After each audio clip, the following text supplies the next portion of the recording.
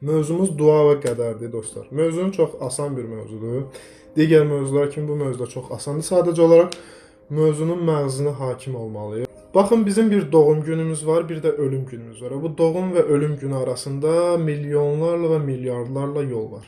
Yəni fərqli-fərqli yollar var. Bunlar ehtimallar adlanır. Yəni ehtimallar ondan ibarətdir ki, Allah Subhanahu va Taala bizə bir cüzi iradə verib və bu cüzi iradə başqa dildə bizim seçim azadlığımız sayılır. Yəni bizə sunulan o seçimlər arasında biz müəyyən bir yolları seçirik və o yollarda irəliləyirik. Təbii ki, bu seçimlər həyatımızın müəyyən dönəmlərində bizim valideynlərimiz tərəfindən olur və həyatımızın müəyyən dönəmlərində isə biz yetkinlik yaşa çatdıqdan sonra isə bizim özümüz tərəfimizdən həyata keçirilir. Və yaxud da ki, ətraf mühit amillərinin bizə göstərdiyi təsir sayəsində biz bunları həyata keçiririk. İndi bu yolların müəyyən birində biz hərəkət eləyirik və burada müəyyən ehtimallar nəzəriyyəsinə biz baxsaq, həmin o yollara baxsaq, burada saysız hesabsız yol var. Yəni sizin hal-hazırki olan versiyanız və onun həkim versiyası da var, onun müəllim versiyası da var, onun belə deyək, psixoloq, coach, terapist və yaxud da ki, ümumiyyətlə həyatdan küsən, stres altında qalan, inanmayan, xəyanətə uğrayan, yəni saymaqla bitməyəcək qədər sizin hal-hazırda gələcək adlı simulyasiyada versiyalarınız var. Və bütün bu ehtimallar nəzəriyyəsi adlanır qədər. Yəqin ki, qədəri biz başa düşdük. Yəni bu yolların cəmi adlanır qədər. Bunlar hamısı bütün ehtimallar külli iradə tərəfindən qeyd olunur. Yəni Allah Subhanahu va Taala bütün bunları hər birini gözəl bir nizam içərisində qeyd edib. İndi siz müəyyən bir yolda irəliləyirsiniz və irəlilədiyiniz yol sizə xoş gəlmir. İstəyirsiniz ki, həyatınızı dəyişəsiniz. Və burada biz nə edirik? Biz digər yola qədəm qoymaq üçün müəyyən bir istəklərdə bulunuruq. Və bu istəklər toplusu isə dua adlanır. Və siz dua edirsiniz, siz niyyət edirsiniz, siz istəyirsiniz, siz arzulayırsınız ki, ya Rabbi, mən bunu istəmirəm, bunu istəyirəm. Bu yola qədəm qoymaq istəyirəm. Və həmin o yola qədəm qoymaq istəməyiniz və həmin o yola adlamağınız artıq həmin o ehtimallar, həmin o qədər prizmasında bir yoldan digər yola qədəm qoymağınıza bərabərdir. Hal-hazırki addımladığınız yolda sizin müəyyən bir emosiyalara sahibsiniz, müəyyən bir mental təfəkkürə sahibsiniz, müəyyən bir enerjiya sahibsiniz və müəyyən bir frekansa sahibsiniz. Amma siz dua etdikdə nə baş verir? Siz dostlar dua etdikdə sizin 3 bədənsəl səviyyədə sizdə dəyişiklik baş verir.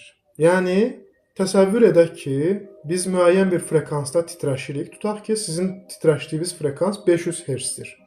Siz 500 Hz frekansda titrəşirsiniz və hal-hazırki yola, hal-hazırki yaşadığınız həyata sizin titrəşdiyiniz frekans uyğundur. İndi isə siz deyirsiniz ki, yox, mən bu frekansı istəmirəm, bu gələcək məni tatmin etmir. Mən daha xoşbəxt, daha huzurlu, daha sevgi dolu bir gələcəyi arzulayıram. Bunun üçün sizdə dəyişiklik mütləq şəkildə olmalıdır. Və bu sizin birinci olaraq düşüncələrinizdə baş verir. Yəni siz düşünürsünüz o gələcəyi. Düşündüyünüzə görə bu düşüncələrin bir növ rəngi dəyişdiyinə görə sizin enerjisel bədəninizdə dəyişiklik baş verir. Yəni o düşüncələrin bir frekansı var, bir titrəşimi var. Yeni bir düşüncə adaptasiya olduğuna görə sizin mental bədəninizə o düşüncənin frekansı dəyişir, olur fərqli bir formatda və o frekansın dəyişilməsi sizin enerjisel bədəninizdə özünü göstərir. Daha sonra isə siz həmin o düşüncənizə uyğun olaraq bir hisslər, bir duyğular sərgiləyirsiniz. Yəni ki, sadəcə olaraq bunu vizuallaşdırmaq bəs edir ki, siz həmin o gələcəyin içində özünüzü tapasınız. Misal üçün, gözünüzü yumaraq müəyyən bir məkanda özünüzü təsəvvür eləsəz və bu təsəvvürü hardasa 3 dəqiqə civarında öz düşüncənizdə gözlərinizi yumaraq vizuallaşdırsaz, artıq həmin məkana uyğun olaraq bir duyğu ifrazında bulunacaqsınız. Və bizim zehnimiz bir növ düşüncəni real həyatdan, yəni illüzioner həyat deyə daha doğru olsun, illüzioner həyatdan ayırd eləyə bilmir. Buna görə də siz yatdığınızdan sonra, yəni bu ekran bağlandıqdan sonra, gözlər qapandıqdan sonra şuuraltı və yaxud yuxular aləmi və yaxud astral aləm müəyyən bizə bir belə deyək, hallar, bir vəziyyətlər sunur və biz o vəziyyətlərə uyğun olaraq da yuxuları görürük. Yuxular da təbii ki, müəyyən başqa aspektlərdə ola bilər. Bu nüansa girmək istəmirəm. Bu çox dərin bir mövzudur. Yəni mən onu qeyd etmək istəyirəm ki, dostlar, siz öz duanızı etdikdən sonra bir gözləmə müddəti baş verir. Həmin o gözləmə müddəti civarında sizdə artıq nə olacaq? Sizdə 3 bədənsəl səviyyədə dəyişikliklər baş verəcək. Və bu dəyişiklikləri baş verməsi də müəyyən bir müddət çəkir. Və bu müəyyən bir müddət hal-hazırki yer planetində olan zaman qavramına əsasən həmin o duamızın bizim həyatımıza proyeksiyalanması üçün bir müddət civarında bizim gözləməyimizi tələb edir. Bu duanın əsas mahiyyətinin nədən ibarət olduğunu biz necə öyrənə bilərik? Dostlar, dua nədir? Dua odur ki, biz bunu dünya illüziyası ilə sintez eləsək, görərik ki, balaca bir uşaq öz valideynindən nə isə bir şey istəyir. Və deyir ki, əziz anam, əziz atam, misal üçün, qış fəslidir, mənə dondurma al.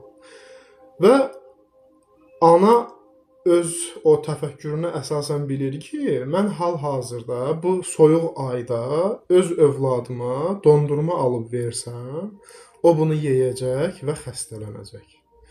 Ona görə də ana o dondurmanı o uşağa almır.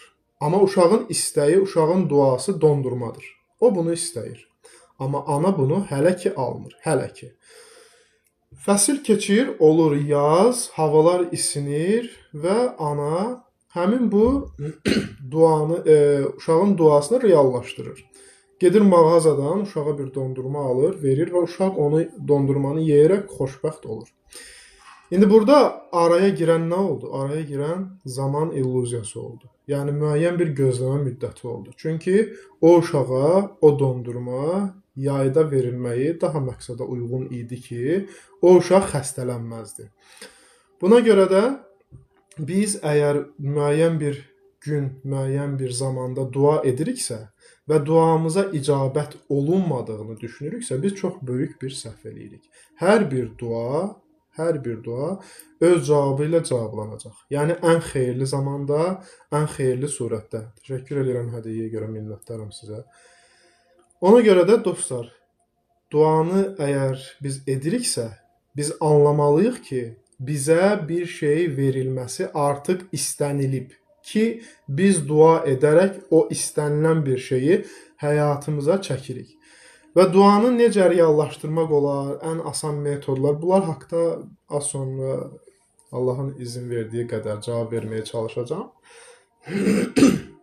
Və biz anladıq ki, bizim duamız hər zaman öz icabətini bulur, tapır. Və İnsanlar bəzən dua edir və o anlamır ki, ona bu duanı etdirən kimdir. Bunun fərqinə varmır. O sadəcə dua edir və bir inamsızlıq sərgiləyir ki, birdən olmaz. Birdən mənim istəyim baş tutmaz, istədiyim mənə verilməz. Bu təbii ki, bir ümidsizlik halına düşüşdür. Bu, Allah aranda olan məsafənin xeyli uzaq olmasından ibarətdir ki, yəni sən ona inanmırsan, sən ona güvənmirsən, sadəcə sən öz kiçik zehninlə müəyyən bir gələcək formalaşdırmısan öz zehnində ki, mənim duam bu aspektlərə görə reallaşa bilməz, amma onun üçün, onun nəzdində, onun qatında mı deyək, onun yaratdığı aləmdə mi deyək, yox deyilən bir şey yoxdur, hər şey vardır və o istədiyinə, istədiyi zaman, istədiyi bir şeyi verər, əta edər. Sadəcə olaraq bizim burada etməli olduğumuz ondan ibarətdir ki, biz bir güvəni nümayiş elətdirək. Ona görə də Biz dua edərkən duamızın daha tez şəkildə qəbul olmasını əgər istəyiriksə, biz bir əminlik sərgiləməliyik. Bu dua adlı düsturun ilk əsas komponenti sayılır. Əminlik, yəqinlik. Sən bilməlisən ki, o sənə dua etməyi nəsib etdi ki, o sənə bunu artıq vermək istəyir. Bu artıq o sənə bunu verəcək. Sən buna bir əminlik sərgiləməlisən. Öz daxili enerjisel bədənində sən bir əminlik vibe yaymalısan. Və həmin bu qədər adlı cizgilərdə dostlar, dua odur ki, mən bir mərtəbədən, bir cizgidən digər bir cizgiyə addım atmaq istəyirəm. Və bu addımların atılması təbii ki, bizim bu yaşadığımız aləmdə çox asandır, çox rahatdır. Sadəcə olaraq biz metodunu bilmirik deyə addım atmaq istəmirik. Qorxuruq və yaxud da ki, addım atmaq üçün. Sən əgər bu həyatda ona inansan, ona təslim olsan və əminliyi ona nümayiş elətdirsən və öz duanla bir rezonans qura bilsən, o zaman sənin duan tez bir zamanda real həyatda öz proyeksiyasını tapacaq. Nəyə görə? Baxın dostlar, enerjisel baxımdan baxanda, metafizik yöndən biz duanın bizim həyatımıza icabət bulmasını anlamaq istəriksə, biz baxmalıyıq. Bizim müəyyən bir titrəşimimiz var. Müəyyən bir tezlikdə, müəyyən bir frekansda biz titrəşirik. Və həmin o dua da müəyyən bir tezliyə malikdir. Əgər sən hal-hazırda istədiyin bir şeyi, arzuladığın bir həyatı, istədiyin bir kəsi və yaxud da ki, dünya illüziyası, dünya neməti, bu kimi sənin dualarında istədiklərinlə sən rezonansa keçə bilsən, o zaman sənin o arzun, sənin o istəyin, sənin o duan tez bir zamanda öz proyeksiyasını tapacaq. Nəyə görə? Sən hal-hazırda dua edirsənsə, o duada yaydığın əgər vibe, yoxluq vibe'ıdırsa ki, məndə bu yoxdur, o zaman onun sənin həyatına proyeksiya olması uzun zaman çəkə bilər. Amma sən bilsən ki, sən anlasan kimi gələcək adlı illüziyada həmin o arzuladığın bir şeyi əldə etmiş versiyan var. Sadəcə olaraq sən bir maqnit olaraq həmin o gələcək adlı illüziyanı hal-hazırki zamana çəkmək istəyirsənsə, bir növ iplə dartmaq istəyirsənsə, o zaman sən nə etməlisən? Həmin o istəyi əldə etdiyin anda yayacağın o emosiyanı indi yaymalısan, indi ifraz etməlisən. Əgər sən bunu edə bilsən, o zaman artıq o deməkdir ki, o dua artıq öz icabətini çox bir qısa zamanda bulacaq. Sənin həyatına fərqli insanlar daxil olacaq, fərqli insanlarla tanış olacaqsan və o duanın reallaşması üçün müəyyən bir vasitələr sənin həyatına cəlb olunacaq. Bizim dualarımızın gecikməsinin əsas səbəblərindən biri də ondan ibarətdir ki, biz əmin deyilik və istədiyimiz bir şeyin yoxluğu vibe'ını yayırıq. Təşəkkür edirəm hədiyyəyə görə, minnətdaram sizə. Buna görə də dostlar, biz yoxluq vibe'ı yaydığımıza görə həyat simulyasiyası axı bizə hər zaman hə deyəcək bir prizmada dizayn olunub, bir aspektdə qurulub. Yəni o hər zaman bizə hə deyir. Amma siz yoxluq vibe'ı yayırsınızsa, o da yenə də hə deyir sizə. Yəni yox olacaq bir həyat hadisəsini sizin həyatınıza çəkir. Buna görə də siz varlıq, hə, bolluq vibe'ı yaymalısınız. Yəni bolluq təfəkküründə olmalısınız və istədiyiniz bir şeyi arzulayaraq buraxmağı bacarmalısınız. Arzulayaraq buraxmaq bu dua düsturunda ikinci əsas komponentdən biridir. Yəni duavıza yapışıb qalmalı deyilsiniz. Əmin olmalısınız ki, mən istədim və istədiyim mənə veriləcək. Əgər siz bugün hər hansısa bir restoranda gedirsiniz, bir yemək sifariş verirsiniz və yemək sifariş verəndə o yeməyin şef pover tərəfindən hazırlanaraq ofisant vasitəsilə sizin stolunuza gətirilməsinə bəslədiyiniz qədər inamı siz dua etdiyinizdə Rəbb olan Allaha bəsləyə bilsəz, o zaman mən sizi əmin eləyirəm ki, istədiyiniz sizə ən qısa zamanda veriləcək. Və buraxmaq burada nə deməkdir? Yəni siz sifarişi verdiniz, sifariş sizdən alındı ki, mən bunu istəyirəm. O zaman həmin o ofisant Onu siz buraxmalısınız ki, o getsin və Poverə desin ki, filan masada əyləşən filan xanım və yaxud da ki, filan bəy bu sifarişi verdi və mən bu sifarişi sənə çatdırdım, sən də onu hazırla. Bişmə müddəti keçdikdən sonra, sifariş hazır olandan sonra mən aparıb həmin yeməyi həmin şəxsə təqdim eləyəcəm. Dua da belədir. Yəni Allah Subhanahu va Taala bu külli kainatı ona görə var edib ki, dostlar, biz oradan baxaq və ibrət götürək. Biz əgər bu ibrətləri götürə bilməsək, biz həyatımıza məna qata bilməyəcəyik. Biz anlamayacaq ki, nə baş verdi, niyə baş verdi, niyə gecikmə dövrü oldu və yaxud da ki, bu mənə verilmirmi? Biz ilk öncə öz duamıza da sadiq qalmalıyıq. Yəni, hər gün yüzlərlə, minlərlə dua vibe yaymalı ehtiyacı yoxdur. Biz sadəcə olaraq bilməliyik ki, anlamalıyıq ki, mən bunu istədim, istədiyimə sadiq olum, istədiyim mənə verilsin və növbəti istəyimi Rəbb olan Allaha mən sunum. Bir də var ki, dostlar, insanın o təslimiyyət fazasına düşdükdən sonra istəməyi. Bu tamam fərqli bir nüansdır. Yəni, cüzi iradənin küllü iradəyə təslim olması sayılır bu. Yəni, mən bilirəm ki, mən idrak edirəm ki, məni yaradan, məni var edən, küllü kainatı var edən, mənə hər şeyi ən xeyirli surətdə və mənim xeyrimə olacaq şəkildə mənə bəxş edəcək. Mən buna inanıram, mən buna güvənirəm. Bu bilirsinizmi nədən ibarətdir? Təsəvvür edək ki, bir ailə tablosu gözümüzdə bulunduraq. Bu ailədə 2 nəfər övlad var. Bir övlad mübarizə şuur səviyyəsindədir, daimi istəklər, daimi arzular yayır, valideynindən də istəmir hətta, o sadəcə özü üçün istəyir. Valideyn də zaten onu dinləyir, ona baxır. Digər bir uşaq isə valideyninə çox güvənir, çox inanır və bu güvən, bu inam sayəsində o bilir ki, ona lazım olan hər bir şey lazım olduğu vaxtda veriləcək. O bu güvən vibe'ını yayır. Zaten valideyn də bilir ki, onun bu həyatda var olması üçün nələr ona vacibdir, nələr onun üçün xeyirlidir, nələr ona verilsə, o doğru yolundan aza bilər, dünya illüziyasına qapıla bilər. Nələr isə ona veriləndə, o ona verilənlərdən daha xeyirli surətdə istifadə edə bilər. Və o deyir ki, əziz anam, əziz atam, mən bilirəm ki, sən mənim üçün lazım olanı lazım olduğu vaxtda verəcəksən. Misal üçün, bu balaca bir uşağın, hələ danışa bilməyən bir uşağın öz valideyninə duyduğu o haldır. O təslimiyyət ona dayanaraq biz onu xitabən izah eləyə bilərik.